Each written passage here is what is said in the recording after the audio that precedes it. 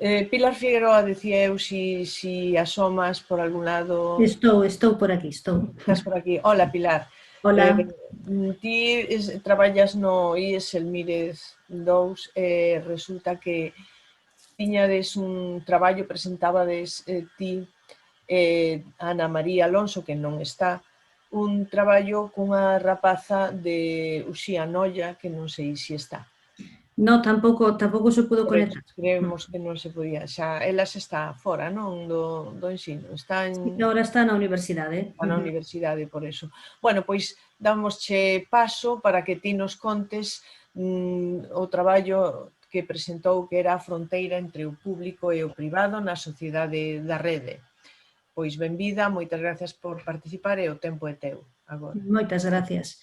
Bueno, gustaríame comezar agradecendo tanto a Esgapeo como a Agapema a invitación a esta xornada, felicitarlos pola iniciativa destes premios, que me parecen moi interesantes, e polo esforzo de organización desta xornada de formación, especialmente nestas circunstancias como son as actuais. Aínda que eu xa coñecía tanto a sociedade como o concurso de incubadora de sondaxes e experimentos, foi precisamente nunhas xornadas como as de hoxe, concretamente na de hai dun par de anos, onde me animei a participar nos anos sucesivos, no 2019 e no 2020. Tanto no 2020 como no 2019 cotitoricei os proxectos xunto cunha gran compañeira doutra especialidade, concretamente da especialidade de filosofía, Ana María Alonso. A partir de agora terei que buscar unha nova compañeira ou compañeiro, pois está felizmente xubilada desde este verán, e este é o motivo polo que xa non está aquí. Ese, de que está xubilada, e tamén a súa modestia. Ela pensa que como docente de filosofía non de matemáticas non ten nada que contarlle ao profesorado de matemáticas, que este non é o seu sitio. Obviamente non comparto a súa opinión, aínda que a respete. Pois eu creo que un dos motivos polos que me parece interesante participar co alumnado nestes proxectos é precisamente a posibilidade da interdisciplinaridade de cada un dos proxectos que facemos, que me parece moi interesante que o alumnado vexa a infinidade de formas de relacionar as diferentes materias. Vexan a gran aplicación das matemáticas, en concreto da estatística, calquera ámbito, sexa ou non sexa científico. Pois ben, no 2020 o proxecto foi presentado por unha alumna de segundo de bacharelato, que é un ano especialmente difícil, como xa todos sabemos, tanto para eles como para nós, polas limitacións de tempo que temos co currículo, e o que conleva a preparación da Sabau. A alumna Uxía Noia García, actualmente está a estudar na universidade, hoxe tampouco podía estar presente, motivo polo que nos gravou a súa presentación e que de seguido vos vou a compartir. O proxecto chamase A fronteira entre o público e o privado na sociedade da rede. Foi un proxecto plantexado pola propia alumna, quería analizar canto de certo hai na expresión xeración transparente en canto a redes sociais se refire no ámbito da xente nova.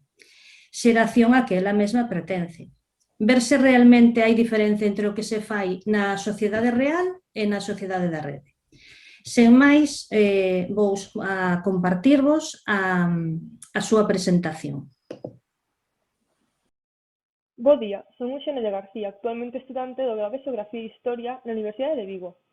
Quixera comezar agradecendo á Sociedade Galega para a Promoción da Estatística e Investigación e Operacións e a Asociación Galega de Profesorado de Educación Matemática a invitación a esa xornada, a cal non me é posible asistir en directo e por iso mando esta presentación gravada. Vou expoñer o traballo presentado o curso pasado no 10º concurso Incubadora de Sondaxes e Experimentos, momento no que estaba a estudar segundo bacharelato no IES Arzobispo Xelmírez II. Foi un traballo titulado polas profesoras Ana María Alonso e Pilar Figueiroa, as que agradezo especialmente a súa axuda e consellos. Confiado en ter sabido aproveitar esta oportunidade, dispoño a presentar a investigación realizada, que no meu caso foi na área das ciencias sociais, máis concretamente dende a socioloxía, nunha área de coñecemento interdisciplinar que se coñece como ciencia, tecnoloxía e sociedade.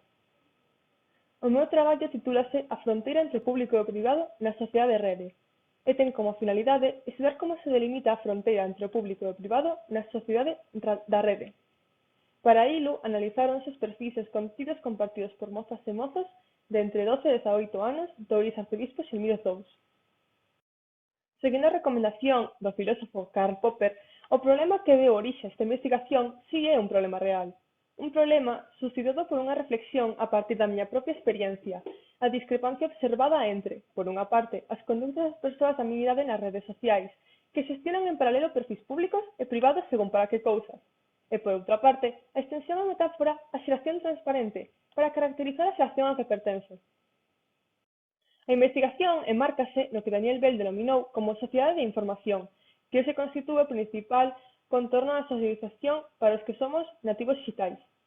Este contorno, caracterizado pola distribución constante e inmediata de información ao condicionar as relacións comunicativas, xerou un espazo para a interacción social.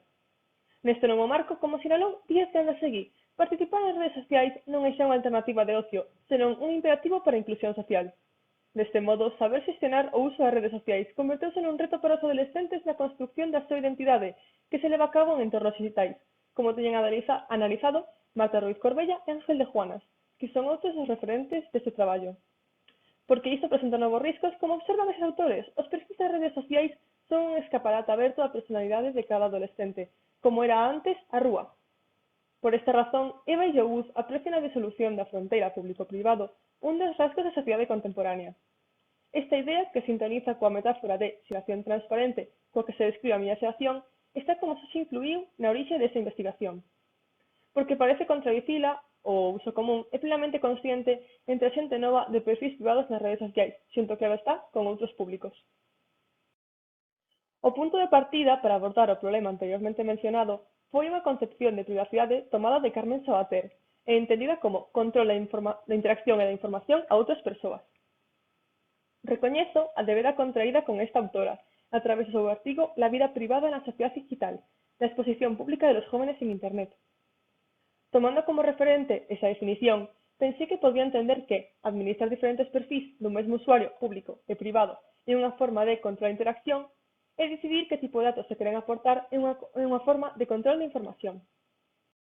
Tendo en conta todo o anterior, formulei como obxectivo xeral de investigación analizar o comportamento da xente nova respecto aos dous parámetros mencionados anteriormente. Comprobar o uso de perfis públicos e privados entre os mozos e mozas nas redes sociais o como permitiría constatar a presenza dun control da interacción. E comprobar que hai unha selección intencional dos contidos que se publican en uns e en outros perfis, o que me permitiría constatar a presenza dun control da información. Finalmente, trataría de identificar algúns tratos que me permitan delimitar unha fronteira entre os conceptos do público e do privado. Para acadar estes obxectivos, utilizouse unha metodoloxía deseñada para desenvolver en tres fases: a fase previa, a fase exploratoria e a fase de análise. A fase previa é a que acabo de explicar e consiste na revisión bibliográfica para establecer o marco teórico. Na segunda fase ou fase exploratoria, empregouse unha metodoloxía cualitativa, que consiste en entrevistas semiestructuradas e observación participante, co obxectivo de verificar a viabilidade da investigación. Na terceira fase ou fase de análise, utilizouse unha metodoloxía que consiste en entrevistas distribuídas no centro educativo. Para realizar as enquisas da terceira fase, empregouse como poboación a rapaces e rapazas de entre 12 e 18 anos escolarizados no ex-arcebispo Xilmírez II durante o curso 2019-2020. Para que as conclusións foran fiables, a amostraxe foi aleatoria e estratificada, é dicir, aleatoria dentro dos parámetros de idade e xénero. O tamaño da poboación foi de 494 alumnos e obtívose un tamaño mostral de 217, o que deixa un erro do 5% e un nivel de confianza do 95%. Os resultados obtidos na enquisa amosaron a idade de incorporación ás redes sociais e confirmaron o control de interacción como o uso de perfis públicos ou privados e o tipo de datos compartidos, dividíndoos segundo a forma de compartilos, os compartidos públicamente e os que nunca se compartirían públicamente. Os gráficos que se presentan a continuación recollen os datos obtidos mediante o emprego da metodoloxía cuantitativa, as enquisas. Estes datos foron contrastados cos aportados polas entrevistas semiestructuradas e observación participante, que é a metodoloxía cualitativa, que confirman as tendencias observadas. Preséntase, en primeiro lugar, os gráficos do uso das redes sociais. Os tres da parte superior mostran a normalización no uso das redes sociais seguindo un rango de idades, de 2 a 13 no primeiro, de 14 a 15 no segundo, e de 16 a 17 e máis de 18 no último. O gráfico que está na parte inferior representaría o total. Podes observar que entre os 12 e os 13 anos un 11% aínda non usa as redes sociais, porcentaxe que baixa de 14 a 15 a un 2%, e se convierte nun 0% aos 16 anos. Isto indica que a incorporación total dos mozos e mozas ás redes prodúcese de 16 a 17 anos, coincidindo co fin da escolarización obligatoria e a posibilidade de entrada ao mundo laboral. Os seguintes gráficos mostran o uso de perfis públicos ou privados. Como podemos observar, un 75% dos usuarios enquisados teñen o perfil privado, mentres que un 15% o ten privado nunhas redes e público noutras, e un 10% só público. Esta reserva é máis alta nas mulleres. Ademais, obsérvase unha tendencia ao aumento na conciencia de privacidade coa idade, xa que a porcentaxe de contas privadas mantense nun 68% dos 12 aos 15 anos, subindo ao 74% no tramo dos 16 aos 17. Puiden confirmar esa tendencia a partir de algunhas declaracións dos meus compañeros e compañeiras nas entrevistas. Sen embargo, desconcerta a maior diversidade nos 18. Esta diversidade pode deberse a que o número de enquisados é moi pouco significativo, xa que case non había alumnado desa idade nas datas nas que realicei as entrevistas. Porén, os resultados obtidos na observación participante, como usuaria das redes, apuntan máis ben a consolidación dun maior control da interacción. Os datos da seguinte gráfica foron realmente significativos para o obxectivo desa investigación, xa que amosaron os datos compartidos nos perfis públicos e privados. É destacable mencionar que o único que os enquisados compartirían públicamente é o nome, quedando en forma privada as fotos privadas, as fotos de amigos, afeccións e aniversarios, mentres que o lugar de residencia, o número de teléfono, a ideoloxía, a orientación sexual e o país de orixe non o compartirían. As limitacións de tempo para a presentación do traballo non me permiten estenderme na análise dos seguintes gráficos, pero sí compre resaltar que non se observaron discrepancias entre o compartido públicamente e o que nunca se compartiría. Así, as fotos persoais ou datos como o lugar de residencia ou o número de teléfono só se comparten en privado e en porcentaxes sempre superiores ao 90%. O dato referido anteriormente coincide, por exemplo, coa resposta maioritaria acerca do que nunca se compartiría públicamente. Mais do 60% dos homes e do 70% das mulleres nunca compartirían datos persoais. A medida que nos achegamos á esfera do íntimo, estes porcentaxes aumentan. Pensamentos e sentimentos íntimos, se se senten mal ou teñen problemas de saúde, e os problemas na casa ou no instituto, figuran entre os datos que nunca se compartirían. Estas reservas aparecen frecuentemente nas entrevistas. A análise dos datos anteriores permiten concluir que a xestión dos perfis e dos datos que fan os usuarios entrevistados nas redes sociais é claramente intencional. Partimos de que o uso de perfis privados é control da interacción, e o control do que se publica é control da información. Entón, unha vez que os datos obtidos permiten constatar o uso consciente de perfis públicos e privados e o control do que se publica en cada un, entón, na miña opinión, é posible concluir que na sociedade rede a conciencia de privacidade persiste entre a xuventude. Ademais, podemos identificar neste razonamento a estructura do modus ponendo ponen. Continuando coas conclusións, constátase que, na sociedade rede, as esferas do público e do privado se entrecruzan do mesmo modo que se entrecruza a vida online e offline, xerando espazos mixtos con límites cada vez máis permeables. Estes novos ámbitos de comunicación están desplazando algúns dos espazos e tempos de privacidade, tal e como foron entendidos tradicionalmente. Pero compre destacar que unha cousa é o desplazamento e outra moi distinta a desaparición da fronteira entre o público e o privado. A conclusión final a que conduce esta investigación é que o conducto dos mozos e mozas nas redes sociais parece responder a un intento de control da privacidade, centrada principalmente na transmisión de datos producidos no ciberespazo. Para confirmar as tendencias constatadas neste traballo, compre ampliar o estudo a outros centros da localidade e, posteriormente, da comunidade autónoma, para finalmente contrastalo coa poboación española. A análise dos datos confirma que unha maior porcentaxe dos homes ten perfis públicos, mentres que a maioría das mulleres teñen os privados, o que indica unha maior preocupación polo control da información. Paradóxicamente, as mulleres comparten máis cousas públicamente que os homes. En consecuencia, hai unha maior presenza femenina na rede. Indagar se a sociedade da rede pode estar a construirse en femenino pode ser unha interesante e prometedora liña de investigación. A continuación, vou a citar algunhas reflexións sobre o proceso de aprendizaxe. Para empezar, realizar esta investigación permitiume comprender que as ciencias sociais cumplen con mesmo rigor os requisitos da ciencia e que as hipótesis que se formulan se someten a probas empíricas igualmente obxectivas que as que se utilizan nas ciencias naturais. É unha das aprendizaxes que máis valoro, na medida de que me permitiu superar unha visión limitada da ciencia que debo confesar que ainda mantiña. Unha ferramenta que me supuxo unha gran vantaxe para min foi a observación participante, xa que ao formar parte do obxecto de estudo xa coñecía moitas das tendencias. Sen embargo, os resultados obtivos non se inclúen na memoria porque non levei a cabo un rexistro. Aínda así, foi moi útil para a interpretación dos datos aportados polas entrevistas ou as enquisas. Esta pequena contrariedade fíxome caer na conta do rigor metodolóxico co que se traballa nas ciencias sociais, tanto para o uso das metodoloxías cuantitativas como a enquisa, como das cualitativas, como a observación participante ou a entrevista semiestructurada. Sen dúbida, o traballo máis tedioso foi a recollida, rexistro e análise dos datos a partir das enquisas. Isto debido ao seu número, ao número de ítems e a ter que decidir cales valían e cales quedaban invalidadas. Isto permitiume familiarizarme máis con esta metodoloxía.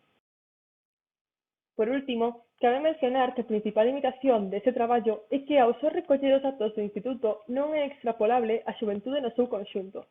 Sen embargo, sí que sinala as tendencias da nova realidade social. Gustaríame agradecer a OIS Arcebispos e MIES 2 por darme a oportunidade de participar neste proxecto, en especial as profesoras Ana Alonso e Pilar Figueiroa, pola súa axuda e consellos, ao equipo directivo por escoitarme e atenderme cando fixo falta e ao alumnado do centro, por colaborar nas enquisas e entrevistas. En xeral, a toda a comunidade educativa pola súa colaboración. Reitero as grazas a Sagapello e a Agapema pola invitación. E isto sería todo. Moitas grazas pola vosa atención.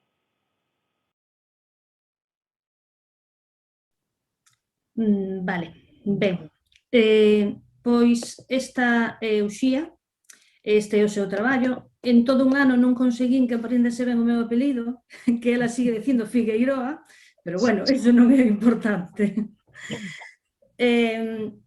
Agora, se vos parece, explico un pouquiño como foi o proceso do proxecto. Como xa dixen ao comezo, segundo de bacharelato é un ano especialmente duro para dedicar a outras cousas que non sexa o currículo. Pero referente a iso, nós xogamos un pouquiño con vantaxe. No IES Arcebispos Silveiros II imparte só este en batch, o bacharelato de excelencia en Ciencias e Tecnoloxía, no que Uxía estaba matriculada. O alumnado, neste caso, cursa unha materia extracurricular semanal de 2 horas de afondamento relacionado co ámbito de materias STEM e cunha orientación ao traballo na mellora das competencias comunicativas e digitais. Debe presentar e defender un traballo similar ao de un traballo de fin de grau e nós, pois un pouquiño, collendo as ideas dese traballo que ela estaba facendo, intentamos facer un traballo parello para a ese que estaba facendo, pero adicado máis, centrándonos máis na incubadora de sondaxes e experimentos. Comezamos o noso proxecto que tería un enfoque de ciencia, tecnoloxía e sociedade, que era o que ela quería. Ela quería centrarse niso, quería traballar un pouco no mundo das redes sociais, da privacidade. É certo que ao principio estaba un pouco desconcertada, non sabía moi ben por onde tirar. Entón, sí que lle proporcionamos material para que se centrase un pouquiño. Aí traballou un pouco máis a miña compañeira de filosofía, que lle recomendou, pasoulle bibliografía, textos sinxelos, claro, para que ela fose lendo, algún documental, por exemplo, de Radio e Televisión Española, de Ojo con tus datos, para que ela se fose centrando e concretando un pouquiño a temática que quería expoñer no seu proxecto. Finalmente decidiu abordar a fronteira entre o público e o privado. Onde estaba esa fronteira? A xente nova comparte información nas redes e algúns autores falan desa xeración transparente, non? Caracterizada por facer público de forma voluntaria os aspectos da súa vida, pero a cuestión é tan transparente ou non é tan transparente. A maioría da xente nova da súa xeración son nativos digitais, xa acostumados ás redes sociais desde que naceron. pode que esa transparencia se deba en parte ao agrandamento dos seus círculos sociais. Agora non só tes uns amigos, un grupiño de amigos de 15 amigos, agora tens infinidade de amigos a través das redes sociais. Polo tanto, o problema que se plantexou como xeito de estudo é ver se as formas de interacción centradas fundamentalmente na transmisión de datos que se producen no ciberespazo producían un desprazamento desa fronteira entre o público e o privado. E aí arrancamos. Entonces definimos uns obxectivos, que xa máis ou menos vos foi comentando, desenvolvemos un marco teórico a partir de bibliografía, ela, a verdad, sí que leu bastantes textos para centrarse, que axuda da miña compañeira, de Ana Alonso, tiñan entrevistas, bueno, para un pouquiño orientala e demais. E decidimos a poboación. Nós, ao principio, empezamos, queríamos ter unha poboación, queríamos facelo no noso centro, si podíamos trasladálos a distintos centros da cidade e incluso pois, trasladalo a outros centros pois, de outras poboacións de poboación costeira e demais. Pero pensábamos en moi grande. As limitacións do tempo pois, non dan para tanto. Entonces, centrámonos simplemente no noso centro. Sí que nos pareceu interesante ter en conta as variables da idade, do sexo, porque sí é certo que vai cambiando o uso ao longo a medida que van medrando os rapaces, e o sexo, que si nos vimos que hai unha gran diferencia entre o que ocorre cos rapaces e o que ocorre cas rapazas. E bueno, como dicía Uxía, utilizamos unha metodoloxía cualitativa e cuantitativa. Primeiro empezamos cunha entrevista, colleu rapaces ao azar e fixo unha entrevista. Para que nos servían as entrevistas? Para concretar que preguntas íamos facer na enquisa. Entón, se vos parece, vou mostrarvos un momentiño o... Bueno, xa me perdí outra vez. Como un guión da entrevista. Bueno, pois non quere. Quería compartilo, pero estáseme indo. Agora. Aí temos. Bueno, entón, mostro vos o guión da entrevista. As preguntas que facíamos na entrevista era, empezábamos por utilizar as redes sociais, con que frecuencia e demais. Despois, como mantés o teu perfil público ou privado, e vámonos facendo unha serie de preguntas. Teño marcada aí unha subliñada, precisamente porque si é certo que hai moita xente que ten a conta privada, pero admite a todos aqueles amigos que se lle ofrecen. Entonces, bueno, privado sí, pero tes 1000 amigos, do cal, non sei, eu creo que xa deixa de ser privada, cando xa faz iso. Despois, en función da rede social que máis utilizaban, facíamos un tipo de preguntas ou outras, porque, claro, non se utilizan todas as redes sociais da mesma forma, aí puxen algunhas de Instagram, por exemplo, e tamén tivemos en conta como se relacionaban, como facían mensaxes, se lle gustaba máis, por exemplo, mandar mensaxes ás persoas por privado ou en grupo e demais.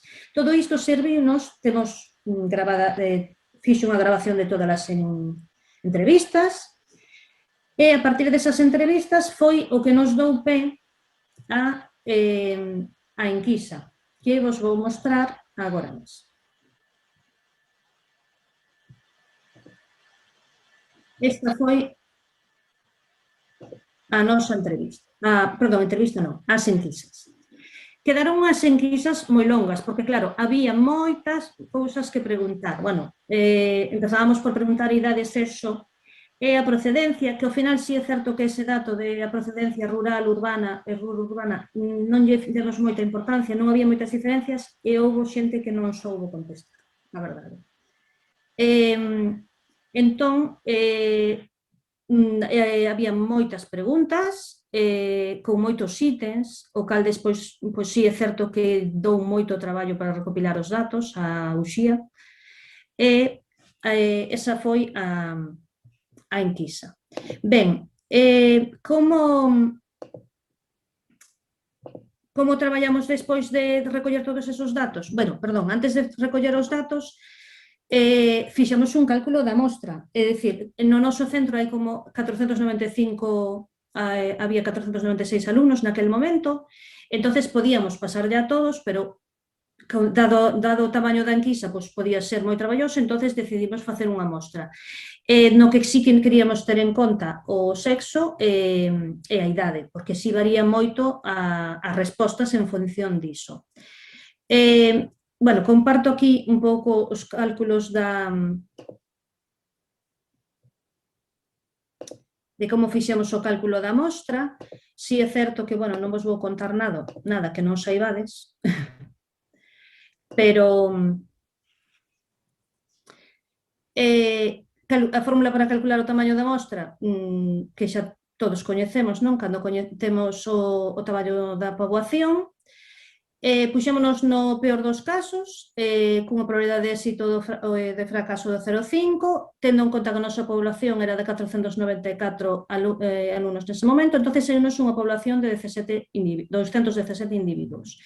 Fixemos os estratos tendo en conta o alumnado que tiñamos en primeiro da ESO, 89, en segundo da ESO, 88, e demais, e tamén por sexo. Si é certo que por sexo tiñamos homes 246 e mulleres 248, é dicir que estaban repartidos prácticamente o 50%.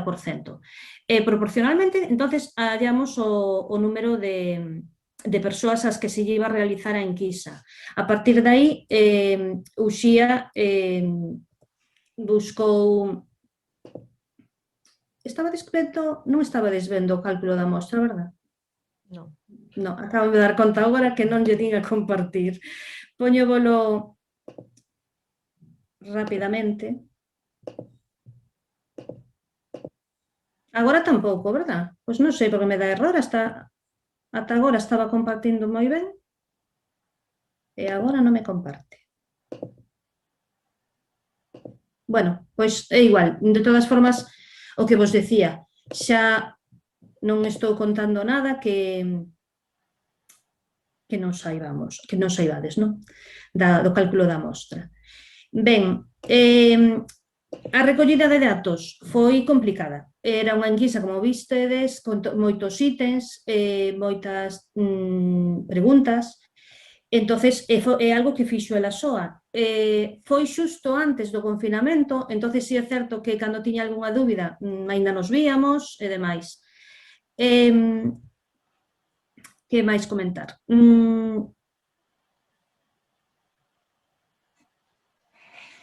Tocounos finalmente redactar a memoria do proxecto. Eso sí que xa nos colleu en pleno confinamento, pero bueno, xa só era redactar, recoller os datos que xa tiñamos, entón, vía webs e demais, e correo electrónico, fomoslo facendo bastante ben. As conclusións que sacamos, xa os comentou Uxía, que sigue existindo unha fronteira entre o privado e o público, que sí estará desplazada, pero está desplazada igual que está na vida online, que está desplazada na vida offline, é dicir, na vida real. Entón, bueno, constatamos algo que xa ela intuía, porque ela molestáballe moito a expresión de xeración transparente, canto ela pensaba que non era así. E si hai un control da interacción, daquilo que se publica, que si nos problemas máis íntimos siguen tendo, bueno, siguen sin querer compartilos e demais. Bueno, para finalizar, comentar que tanto Ana como eu quixemos que en todo momento ela fose quen de facer o seu proxecto, pois era o seu proxecto, aínda que como titoras lle botamos unha man cando precisaba para orientala, tanto para orientala como para axudala e demais. E ata aquí todo o que tiña que contarvos. Creo que fun breve para non pasarme do tempo. Sí. Moitas grazas, Pilar. Sí que agradezoche o esforzo por adaptarte, ainda que xa estamos fora. Mira, aí, bueno, pois parabéns. Unha pregunta aquí, moi bo traballo, noraboa, de Patricia Simale, quen fai esta pregunta. Preguntouse ao alumnado se recibira previamente algunha formación sobre ciberdelincuencia ou ciberacoso, é dicir, tomar conciencia dos perigos da rede.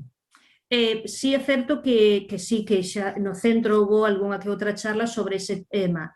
Concretamente o ano pasado non, porque ademais como en marzo xa nos fomos todos para casa, pois non houve, pero sí que en anos anteriores sí que sempre houve charlas sobre a temática. Entón, bueno, Eso non estaba incluído nas preguntas, non? Si recibiran esa información. non.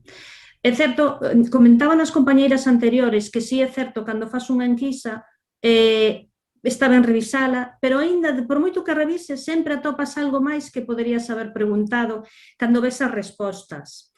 De feito, tamén algo que comentou Uxía é que cando fixo o reconto de todas as enquisas, houve algunhas que houve que descartalas, porque si é certo que vías que contestaban a preguntas e unhas contradicíanse a outras. Entón, bueno, todo ese análise hai que facelo. E sí que as enquisas sempre atopas algo para mellorar. Sí. Bueno, pois moitísimas grazas. Esperamos que non te desanimes, que busques a calquera outra compañeira, e ainda se non é ti soa, que te vales perfectamente. E esperamos verte noutra ocasión. Vale? Bueno, moitas gracias. Pois